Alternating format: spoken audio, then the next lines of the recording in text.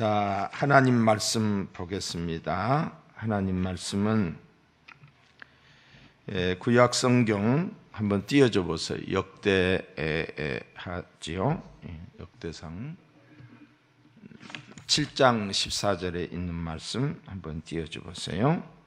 다 같이 읽습니다. 시작. 내 이름으로 일컫는 내 백성이 그들의 악한 길에서 떠나 스스로 낮추고 기도하여 내 얼굴을 찾으면은 내가 하늘에서 듣고 그들의 죄를 사하고 그들의 땅을 고칠지라. 아멘. 자, 다시 비춰줘요. 다시 내 이름으로 일컫는 내 백성이. 우리는 예수 그리스도를 나의 구주로 믿는 하나님의 백성인 줄로 믿습니다. 예수와 상관없이 하느님을 믿는 것이 아니라 그 이름 예수, 구원자 예수, 예수를 통해서만이 하나님께로 나아갈 수가 있는 거예요. 예수의 이름을 일컫는 자, 내 백성, 하나님의 백성이 그들의 악한 길에서 떠나 스스로 낮추고 기도하여 내 얼굴을 구하면, 하나님의 얼굴을 구하면, 하나님의 자비를 구하면, 하나님의 긍휼을 구하면은, 찾으면 내가 하늘에서 듣고, 하늘의 하나님이 듣고 그들의 죄를 사하시고 그들의 땅을 고칠지라. 그들의 가정을, 그들의 마음밭을, 그들의 국가를 하나님이 고쳐주실 줄로 믿습니다. 회개하며 기도할 때에. 여러분, 진짜 나라 사랑이 언제 나타나는가? 어려울 때, 나라가 많이 어려울 때 나타납니다. 어려울 때 이름 없이 순국하신 분들이 있기에 오늘 우리 대한민국이 있는 줄로 믿습니다. 어려울 때. 여러분, 우리가 이순신 장군을 아시잖아요. 그분은 참 모함도 많이 받았어요. 감옥에 갇히기도 했어요. 나라가 어려울 때에 그분이 하셨던 말씀이 필사즉생, 행생즉사 그랬어요. 살기를 도모하는 사람은 죽을 것이요, 죽기를 각오하고 싸우면 살 것이다. 12척밖에 되지 않는 배를 가지고 100척이 넘는 일본의 함대와 싸울 때에 죽음을 각오하고 싸웠기 때문에 이긴 줄로 믿습니다. 이겼어요. 그래서 오늘의 대한민국이 있는 거예요. 그냥 있는 게 아니다, 이 말이. 여러분, 3.1운동 당시에 유관순 누나를 비롯해서 영원한 누나지요. 영원한 누나로 우리의 가슴 속에 있잖아요.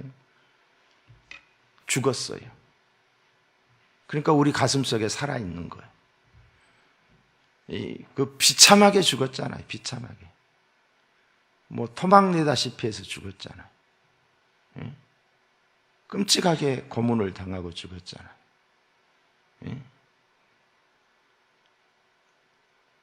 당시에 그 선교사들이 시신이라도 달라 했을 때, 시신 줬을 때에 너무 끔찍했다라고. 그래서 제가 기록을 봤는데, 예전 기록이라 제가 잘 기억을 못하는데 너무너무 끔찍하게 죽였어요. 20살도 안 된 꽃다운 나이에. 이런 사람들이 있기 때문에 그래도 이 나라를 잃어버린 그런 상황에서 우리 국민의 어떤 이 긍지가 있는 거예요. 여러분, 요즘에 보면은 그 독립운동 했던 사람들을 팔아서 자기 사리사욕을 채우는 인간들이 있잖아요. 우리 지역구에서 국회의원을 몇 번이나 했던 김원웅이라고 하는 이 인간. 내가 대전에 내려왔을 때 그때 막 국회의원 하고 돌아다니더라고요. 그래서 그 이력을 보니까 너무 참, 엄마 아빠도 뭐 독립운동을 했고, 자기도 뭐 국회에서 의정활동을 해가지고 122로 달리고 있고, 그래서 굉장히 좋게 봤어요. 근데 그게 다 거짓말이었어요. 다 가식이었어요. 이번에 그 하는 짓거리 보세요. 어쩌면 그렇게 사람들이 그렇게 생겼는지. 어떻게 독립운동, 이 국가, 뭐라고 그래요? 거기에 회장이라고 하면은, 그러면 안 되죠. 그리고 그 윤미향이라고 하는 그 거지 같은 가시나, 어떻게 위안부 할머니들을 팔아먹어요? 이런 인간들이 나라에 있다라고 하는 거, 같이 하늘 아래서 있다는 것이 얼마나 속상한지 몰라요. 여러분, 이제 인천 상륙 작전을 하기 직전에 이제 교란 작전을 했어요. 교란 작전. 그러니까 인천 상륙 작전을 은폐하기 위해서 다른 쪽에서 이제 교란 작전을 했는데 그게 바로 장사리 전투입니다. 그 장사리 전투에 참가했던 사람들이 어떤 사람들이냐? 중고등학교 학생들이에요. 나라 사랑하는 마음에서 책가방 집어 던지고 그리고 나가서 학도병으로 지원해서 훈련 한번 제대로 안 받고 그냥 방아쇠 당기는, 총 당기는 거 그것만 배워가지고 나가서 130여 명의 학생들이 장렬하게 전사를 했어요. 그리고 난 다음에 이제 그 북한군들이 관심을 이쪽으로 돌릴 때 인천 상륙 작전을 하고 들어온 거예요. 어린 학생들이 뿐만 아니라 군번 없는 이런 학도병들이 나라 지키기 위해서 얼마나 나가서 왜 자기들 생명이 귀하지 않겠어요? 나라 지키기 위해서 그렇게 죽었다 이 말이에요.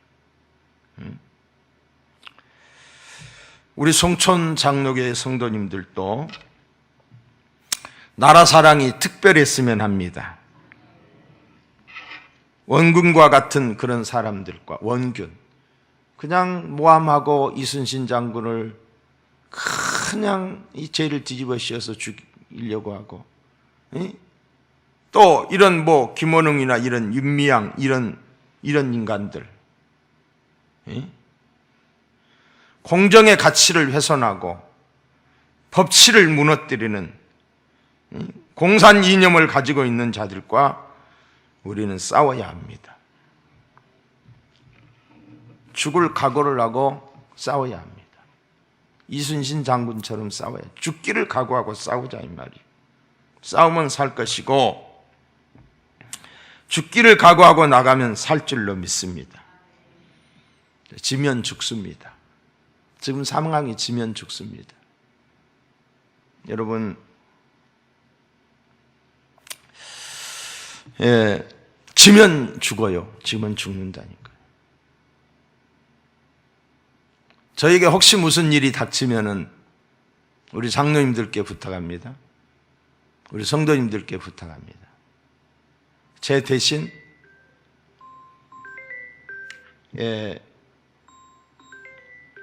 사모를 세워주세요.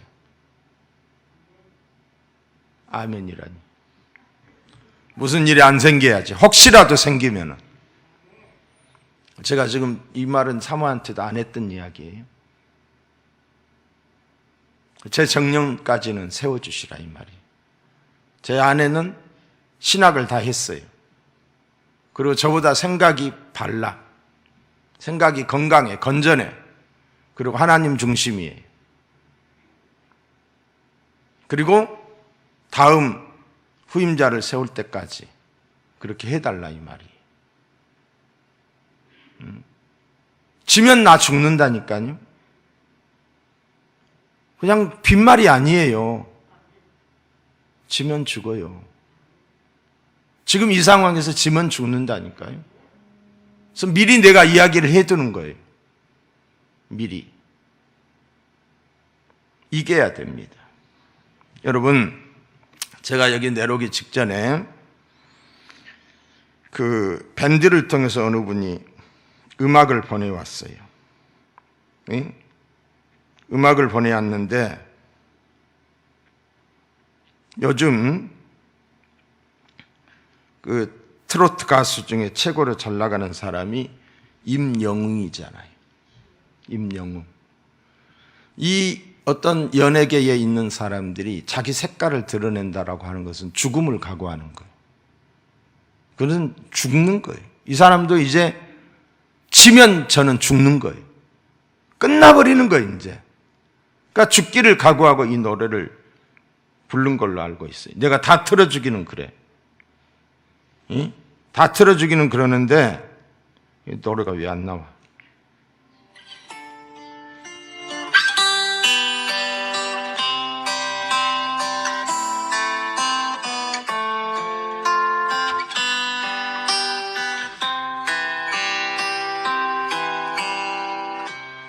나라다운 우리나라,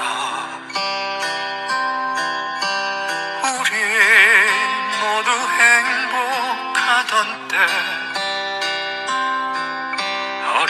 어렴풋이 생각나오. 여보 그때를 기억하오. 노력하면 성공했던 우리나라 활기차던 날들 어렴풋이 생각나오. 여보 그때를 기억하오. 윤석열. 자, 어떤 사람의 공인의 이름이 기록돼서 이게 나가게 되면 제가 선거법에 걸릴 수가 있어요. 강대상에서 하는 거기 때문에. 그래서 더 이상은 제가 틀어주지 않겠어요. 자기 색깔을 분명히 하고 있어요. 많은 목회자들까지도 색깔이 불분명해요. 나라가 지금 어려움을 당하고 있는데 죽기를 각오하고 우리가 남은 기간 동안에 기도하고 우리의 색깔을 분명히 하고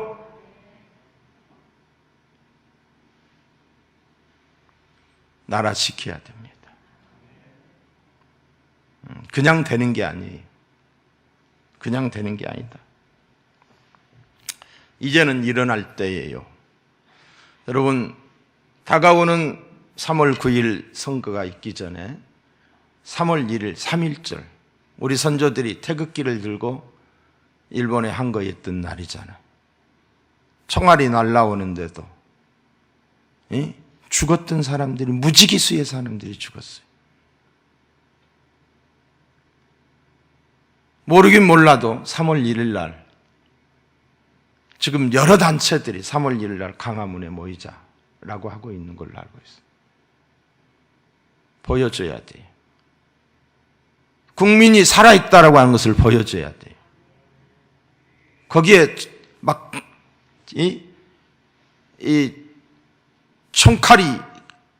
총알이 날아다니는 것은 아니잖아요. 나가야 됩니다.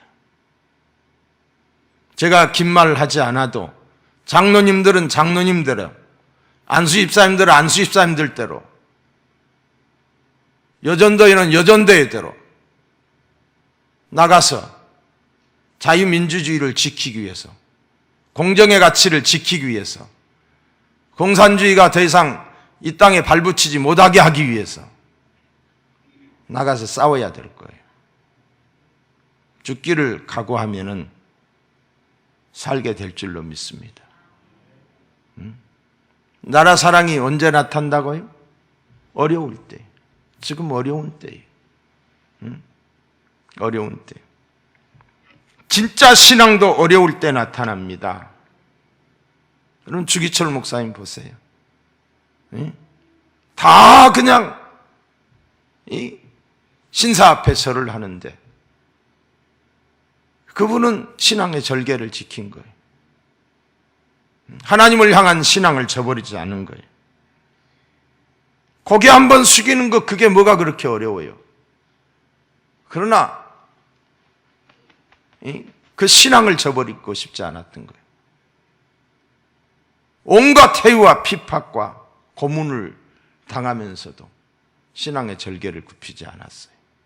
그리고 마지막에는 순교를 당했지. 이 주기철 목사님은 한국교회의 자존심이 되었고 또한 우리 신앙의 모범이 된 줄로 믿습니다. 신앙의 모범이 되었어요. 이번 대선은 국가의 운명을 결정짓는 대단히 중요한 선거입니다. 더 이상 국가가 망가져서는 안 될 거예요. 국가가 지금 우리나라 국가 채무는 뭐 천문학적으로 지금 작년하고 재작년을 통해서 105종가가 늘어났어요. 105종가가. 이대로 가다가는 망합니다. 내가 낮에도 이야기했지만 확실하게 망합니다. 여러분, 우리 안보 지금 사단을 몇 개를 다 폐쇄시킨 줄 아세요? 멀쩡한 사단들을 다 없애버렸어요.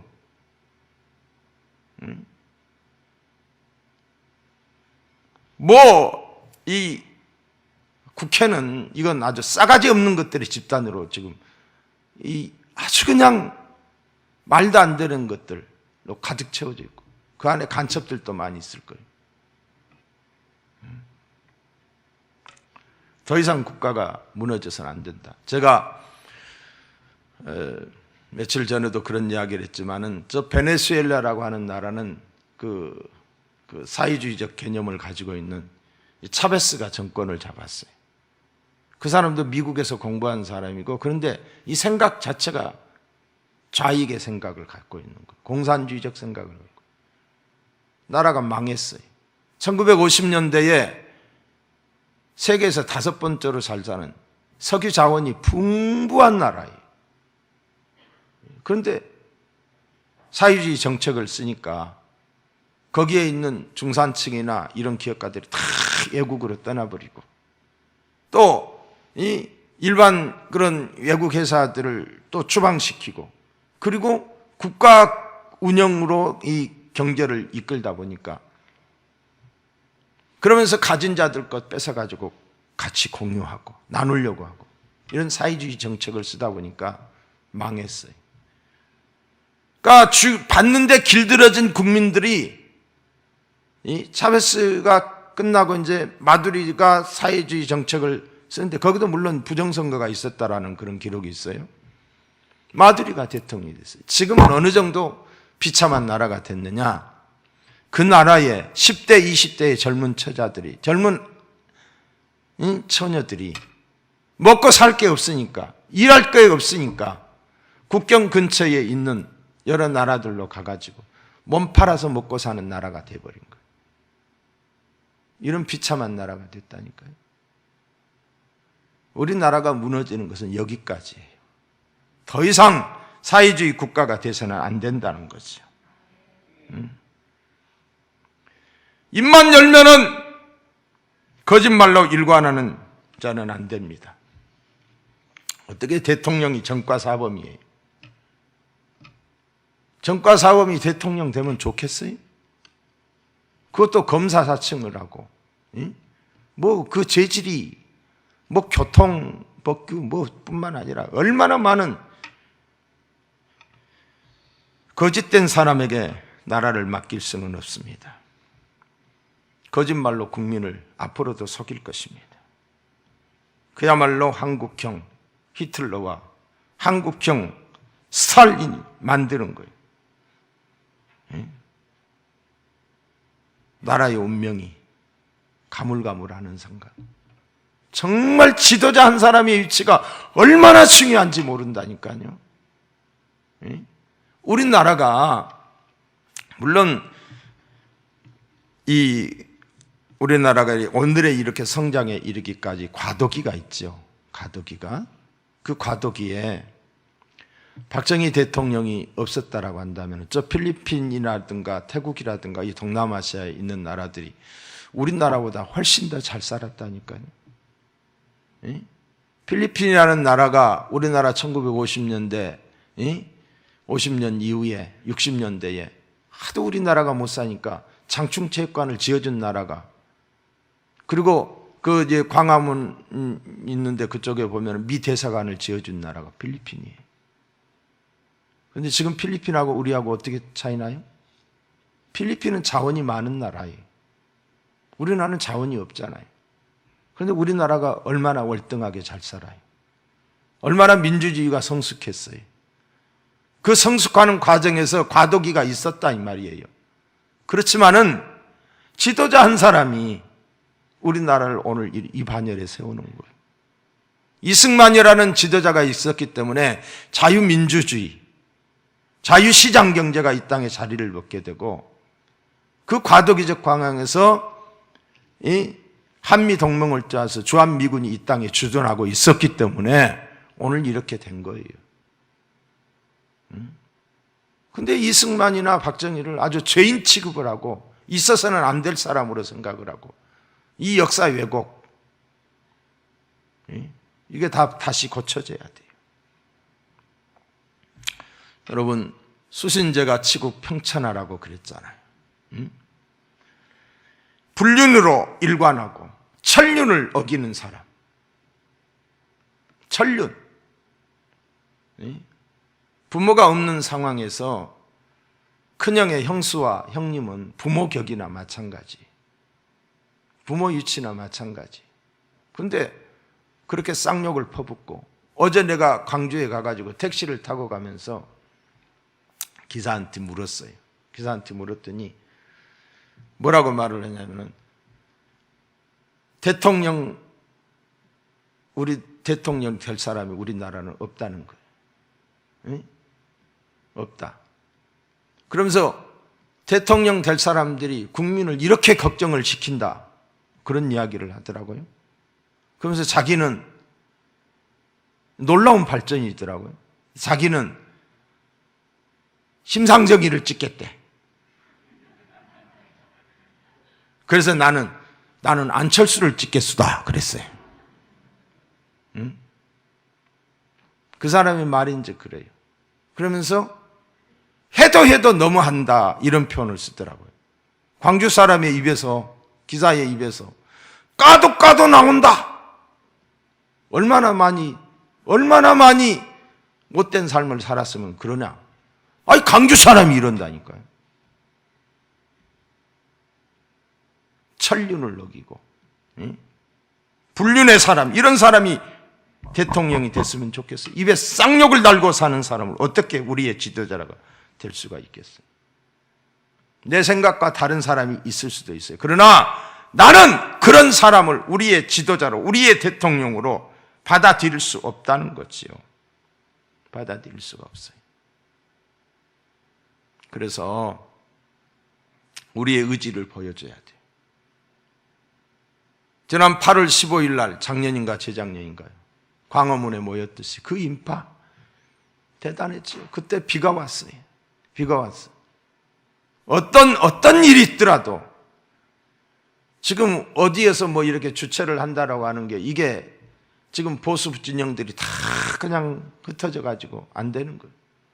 그러니까 보니까 뭐 정광훈 목사 쪽에서도 그 광화문 앞에서 모인다고 하고, 또 우리 교계 계통에서도 또 모이자고 저한테 연락이 오고, 그렇게 그전같이 그렇게 모이자는 거예요. 모여서 국민이 살아있음을 보여줘야지요. 아니, 임영웅이 같은 사람도 자기 문화 생명이, 자기 인기가 죽는 줄을 알면서도 그렇게 노래를 통해서 자기에게 주어진 그 이 달란트를 통해서 나라 살리기 위해서 이렇게 하는데, 우린들 안 하면 안 되잖아요. 애기들 다 손잡고 업고 입고 다 나가요. 나가서 국민된 도리를 해야 돼.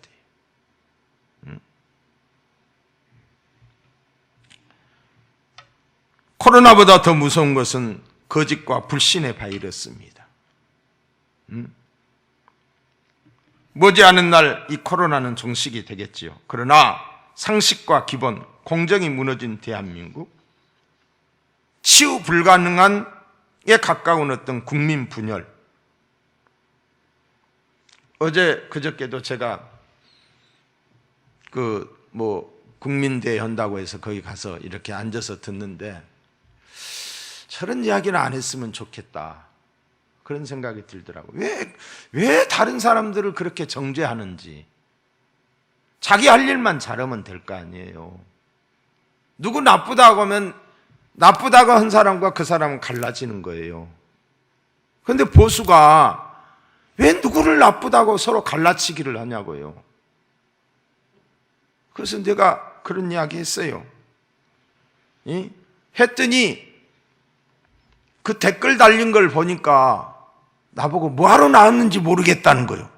자기들이 좋아하는 사람 조금 좋은 소리. 물론 내가 그 사람 높여줬죠. 높여줬는데 한마디 했다고 뭐하러 나왔는지 모르겠다는 거예요. 막 그러고 댓글이 좋은 댓글이 아니에요. 보니까 물론 좋은 댓글도 있지만은 아주 그 사람이 그 목사를 추종하는 사람들이 아주 안 좋은 댓글을 달아놨어요. 쭉 보니까 내가 무슨 이야기를 했냐면은 밑에서 듣다 보니까 한국교회 목사님들을 다 아주 막 나쁜 사람으로 취급을 하더라고. 그러면 안 되잖아요. 그러면 안 되는 거예요. 좀 부족해서 생각이 짧아서 그럴 수도 있는 거지요. 드러내고 하지 않는 사람들을 이상 싸잡아서 그렇게 하는 것은 바른 것이 아니다. 그래서 내가 나가서 그렇게 이야기했어요. 산도 높은 산이 있다. 샘도 깊은 샘이 있다. 낮은 샘, 깊은 샘이 있다. 높은 산은 바람도 더 많이 맞는다. 근데 이곳에 계신 이 목사님은 높은 산이다. 먼 면에서 나라 사랑과 교회 사랑에 있어서만큼은 정말 높은 산이다. 높은 봉우리다. 그런데 낮은 봉우리도 있고 작은 봉우리도 있고 그러는데 그런 사람들에 대해서 그럴 수도 있지 하고 이해하고 때로는 용서하고 기다려주고 그러면 될 텐데 왜 그렇게 갈라치기를 하냐, 나쁘다고 하냐, 갈라치기, 이런 것들 때문에 한국교회가 하나 되지 못하는 것이다. 이런 식으로 내가 이야기를 했더니 나보고 왜 나왔는지 모르겠다고 하는 사람들이 있어요. 자기들 편 안 들어줬다고. 아이, 높은 봉우리라고 최고봉이라고 했으면 말지. 싫은 소리 했다고 그러는 거예요. 여러분, 어쨌든 우리나라는 거짓의 산을 이루는 나라가 됐어요. 스스로 망할 수밖에 없는 나라가 됐다 이 말이. 중병에 걸려 있어요. 모든 정치뿐만이 아니라 경제, 또 사회, 그리고 이 안보, 외교, 국방, 문화, 어느 곳 한 성한 곳이 없이 다 병이 들어있어요. 성경이 뭐라고 말해요? 너희 중에 병든 자가 있느냐? 저희는 기도할 것이요. 기도가 답이에요. 하늘의 하나님께 우리가 기도하면은 하늘의 하나님이 역사하시는 줄로 믿습니다. 역대하 오늘 본문에 보시면은 내 이름으로 일컫는 내 백성이 그들의 악한 길에서 떠나 스스로 낮추고 기도하여 내 얼굴을 찾으면은 내가 하늘에서 듣고 그들의 죄를 사하고 그들의 땅을 고칠지니라고 했어요. 여러분, 기도가 답인 줄로 믿습니다. 기도하면 하나님이 역사하셔요. 자, 제가 기도 제목을 여러분들에게 드릴 테니까 여러분들이 간절한 마음으로, 믿음으로 집에서도 예배를 드리고 계시는 분들이 이 시간 이제 기도로 이어질 겁니다. 기도로 이어지는데 같이 기도해 주세요. 첫째, 하나님을 경외하고 국민을 사랑하는 지도자를 세워 주시옵소서. 자, 큰 소리로 아멘 하세요. 가정에서도 아멘 하세요. 하나님을 경외하고 국민을 사랑하는 지도자를 주시옵소서. 둘째, 정직한 지도자를 세워 주시옵소서. 정직한 지도자. 민족 화합의 지도자를 세워 주시옵소서. 통이 큰 정치인, 모두를 품을 수 있는, 그래서 용서할 것은 용서하고 법대로 처리할 것은 처리하고, 그래서 민족 정통성을 세워주고 민족 화합을 이룰 수 있는 이런 자가 대통령이 되게 하여 주시옵소서. 넷째로, 선거 직전까지 국가적 혼란이 일어나지 않게 하여 주시옵소서. 진다고 생각했을 때 그들은 죽는다고 생각하는 거예요. 적폐란 말을 한마디도 하지 않았지만은 기자가 묻는 말에 법대로 하겠다라고 하는 말에 대해서 적폐로 해석을 하고, 자기들이 적폐, 이 정권을 잡자마자 적폐 청산을 했던 사람들이 적폐라는 말을 자기들이 만들어서 도둑이 재발저린다라고 오히려 공격을 하고 있잖아요.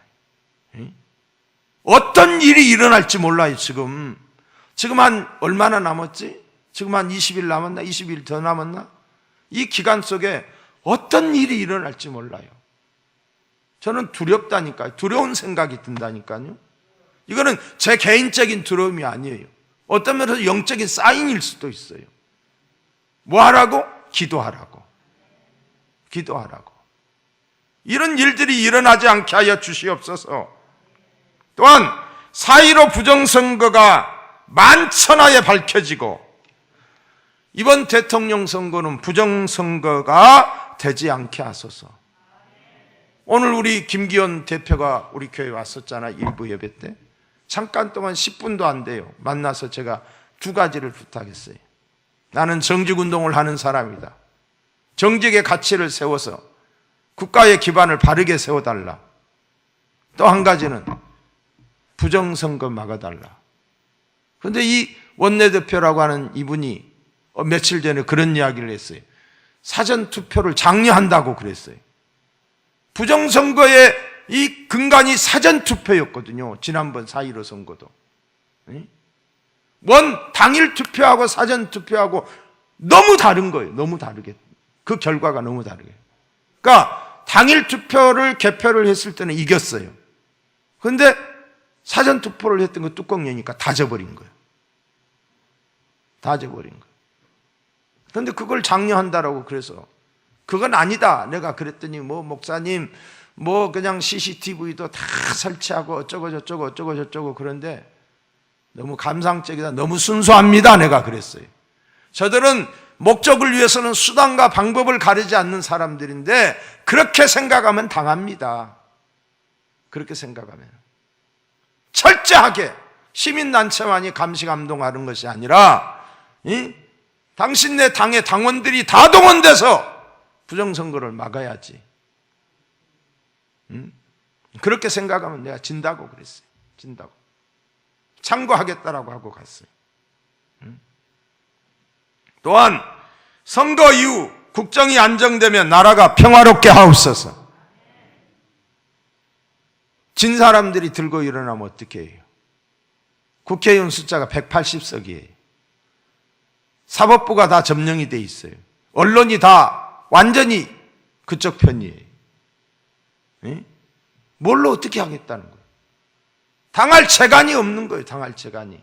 다시 탄핵 당할 수도 있는 거예요. 그래서 저는 그런 생각을 해봤어요. 이건 제 생각이에요. 부정선거가 밝혀져서 부정선거에 계류되어 있는 모든 국회의원들을 원천 무효 처리하고 그들이 입법화했던 것 다 무효화 처리하고 그들을 비호했던 사법부 다 처리하고 법에 의해서 그들을 비호했던 언론들 다 처리하고 죽이자는 게 아니에요. 죽이자는 게 아니라 법적으로 죄를 물자는 거죠. 그래서 그들이 더 이상 활개치지 못하도록 하지 않는 이상 우리나라는 엄청난 혼란에 빠지게 될 거라는 거죠. 그냥 선거에서 이긴다라고 해서 그냥 평화롭지 않다는 거죠. 그 뒷날부터 얼마든지 그럴 수 있어요. 자기들의 어떤 먹이사슬이 다 이루어져 있는 그거 기득권을 잃지 않으려고 하는 사람들이 반발심이 얼마나 크겠어요. 이게 우리 기도 제목이다.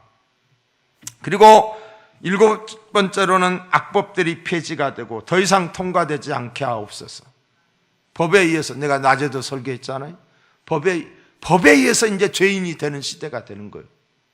분명히 그게 잘못된 것이지만 법에 의해서 우리가 죄인이 된다니까요.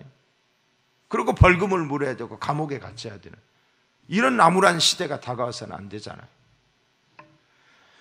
코로나가 하루빨리 종식되고 예배가 회복되게 하여 주시옵소서. 이게 우리 기도 제목이 돼야 돼요.